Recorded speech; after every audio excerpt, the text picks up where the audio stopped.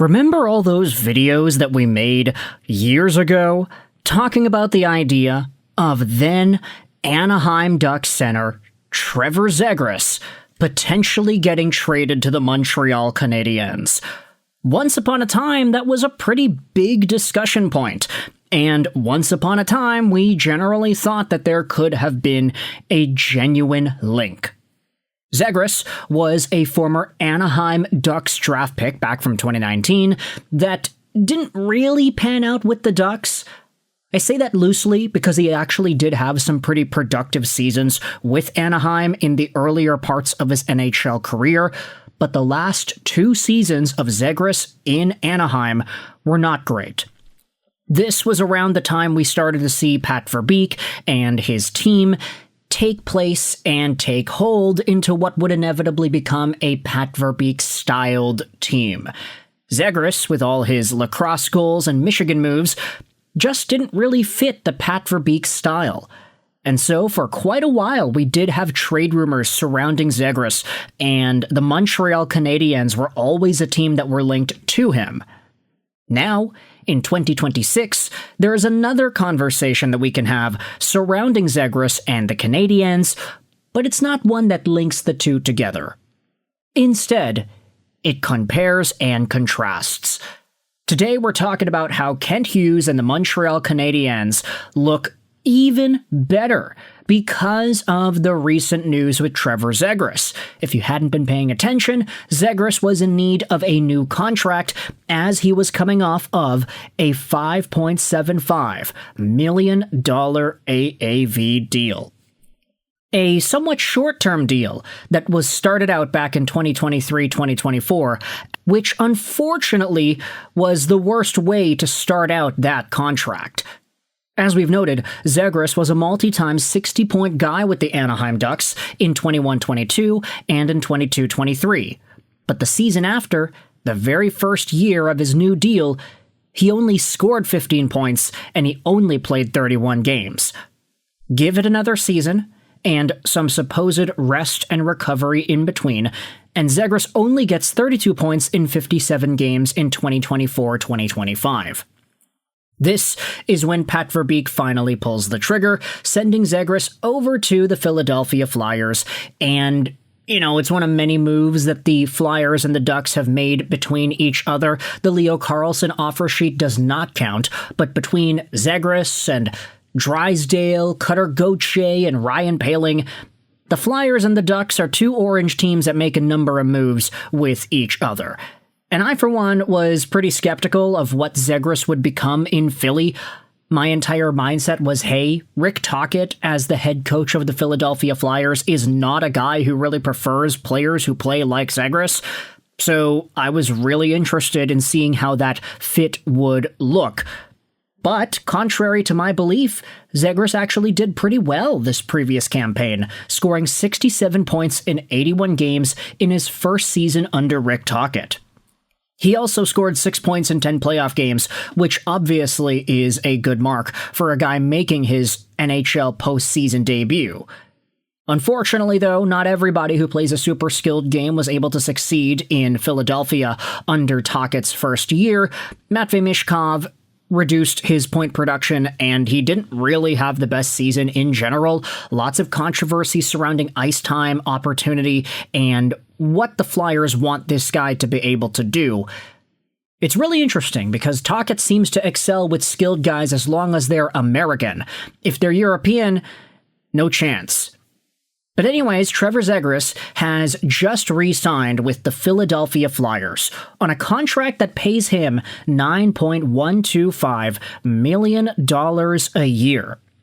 It's a 4-year contract that goes until 2030. Zegras is 25 years old right now, so he'll be 29, if not actually 30 years old by the time the deal expires. No, he'll be 29. Excuse me.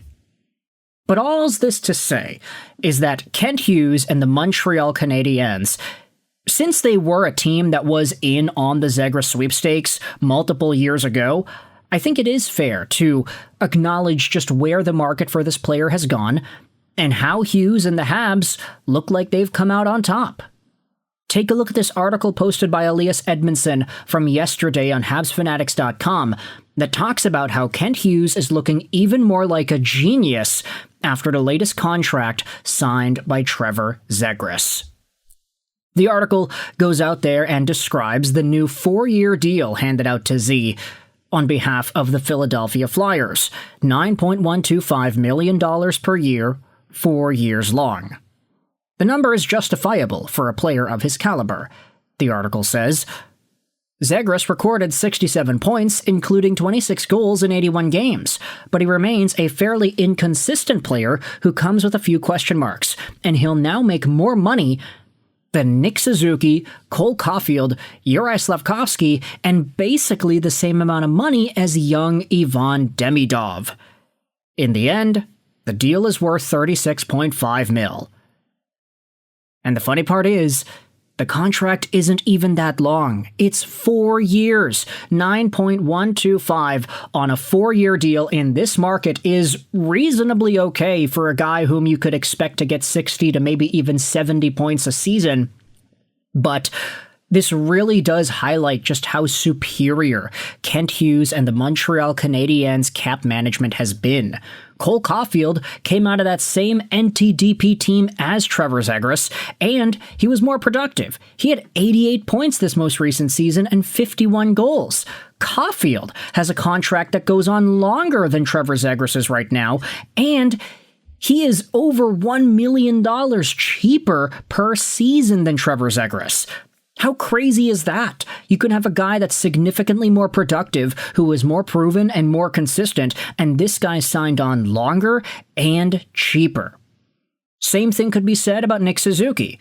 Suzuki's contract goes on till 2030 as well, so the same timeline as the Zegras contract, but again, Suzuki's making 7.8, Zegras is making 9.1, and Nick Suzuki scored 101 points this most previous season.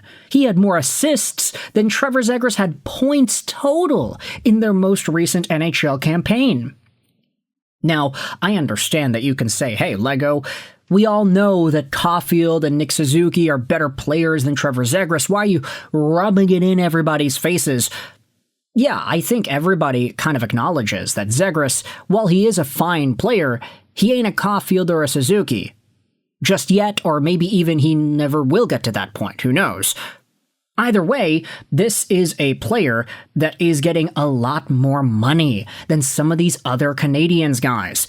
Ivan Demidov is making 9.1 on his contract, which is going to be essentially the same dollar amount per year as Zegras, but Demidov is signed for 8 years. Trevor Zegras is signed on for only 4.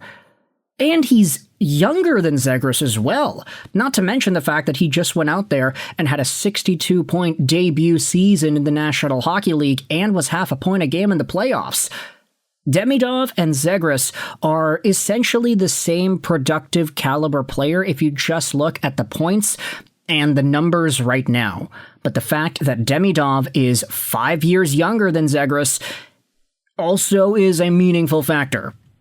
And then you have the big man, Juraj Slafkovsky, 22 years old. He had himself a 73-point campaign. Again, he signed on till 2033 at $7.6 million a year. It's not even a contest. Zegras, you're a fine player, but the fact is you got paid in a market that seemingly rewards young players and allows them to grow and prosper into what they could become long-term and prices that in to what these contracts are at today.